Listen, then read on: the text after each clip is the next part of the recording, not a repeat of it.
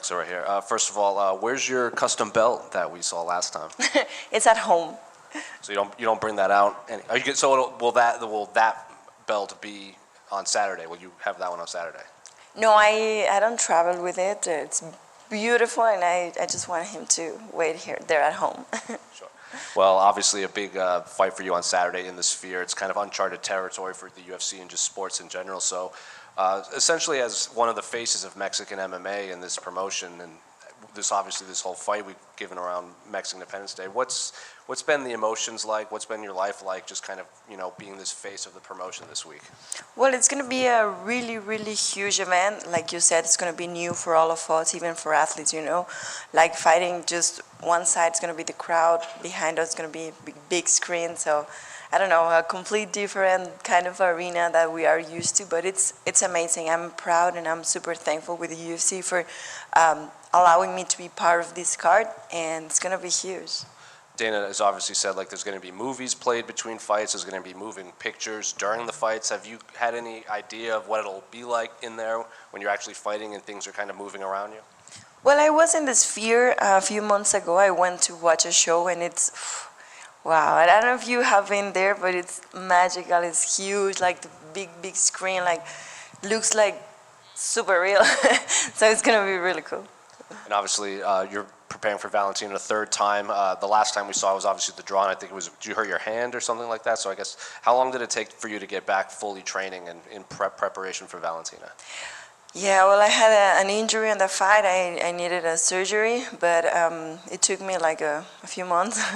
My hands are my strongest weapon. I love to box, and it was really hard, honestly. But right now it's full healed, and I'm ready for that. And I'm happy that my body heals really well. And there seemed to be some sort of mutual respect before and after all those fights. There's obviously competitive nature, but you spent a lot of time with her on The Ultimate Fighter. Have you gained any more or newfound respect for her after kind of seeing how she treats her fighters and just being around her all those weeks? Yeah, we had to share a lot of time, together there, filming this and again and again and again, and it was kind of funny. But yeah, what I realized, both of us, we were super professional. We were here to make our job the best we could, and also help the crowd and the production to do their job easier. So, that's something that we can relate. We're super professional, we love to compete, and we're 100% in. And I'm sure you heard her words, she says, everyone knows I won that second fight. You want to prove that, you think you won that fight. So I guess, did she say this to your face, or is it just everything you're hearing through the media? Well, I think that we all talk this about just in media, we don't share that much conversation between each other. Just last one for me. Just kind of get your thoughts on the main event between Sean and Merab. Well, it's going to be a great main event. I think, Sean got the power, to be able to land really good punches, but we also have Merab that is so explosive, that has amazing wrestling, so it's going to be a really interesting matchup. What was it like seeing Merab and Sean get into a little argument in front of you? We obviously saw your reaction, but what was it like to watch that in person? When they were arguing?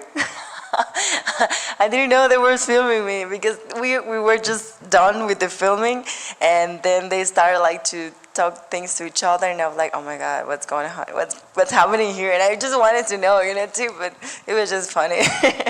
With the show on Saturday, obviously the screen is going to be moving a little bit during your fight. Have you maybe asked the UFC, can I get in there and sort of see what I'm going to be fighting in front of, or do you want it to be a surprise for yourself as well? Well, I don't know if they allowed all the fighters to do that. Of course, that will be nice, but if we are not allowed to do that, if it's going to be great too, to put there all the fighters to see how and what's going to be. What would you describe your relationship with Valentina like at the moment? Obviously, everyone who coaches alongside their opponent usually gets a little bit tired of them by the end of the season. How would you describe your relationship with her? Well, a competitive, professional relationship. Like I said before, we're both professional. We're here to do our job. We love to compete, and we just found that fighting each other is really, really tough and amazing. And so, it's cool.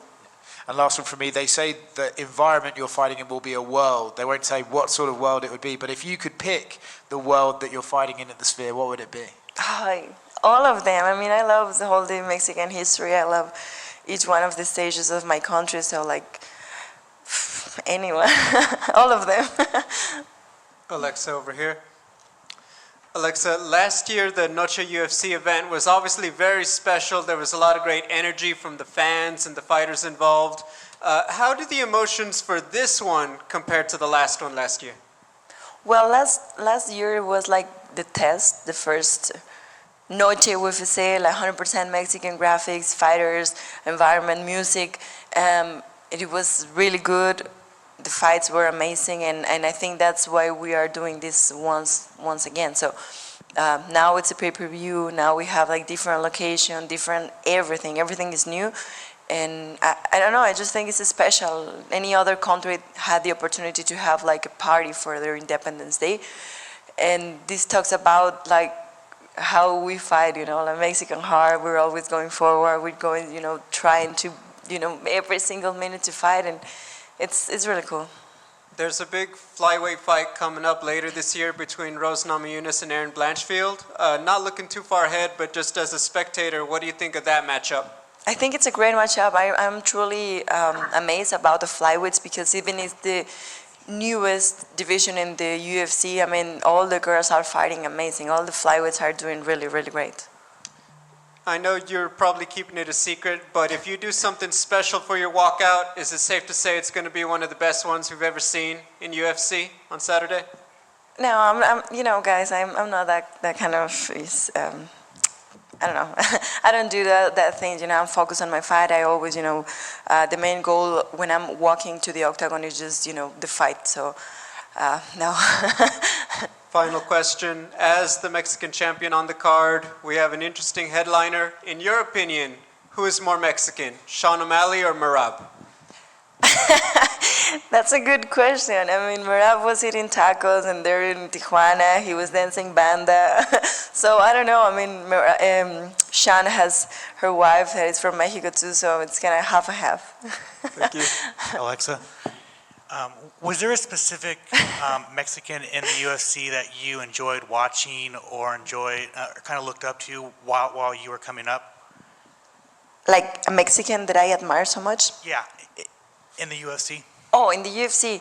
Well, yeah, of course, Brandon Moreno, he was like the first Mexican champion, like that.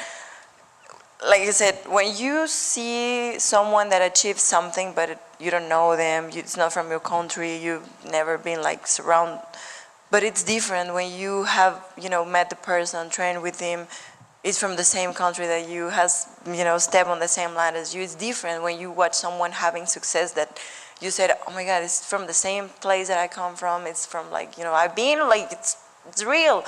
And I mean, he was a really huge inspiration, I think, for me and for tons of Mexican fighters.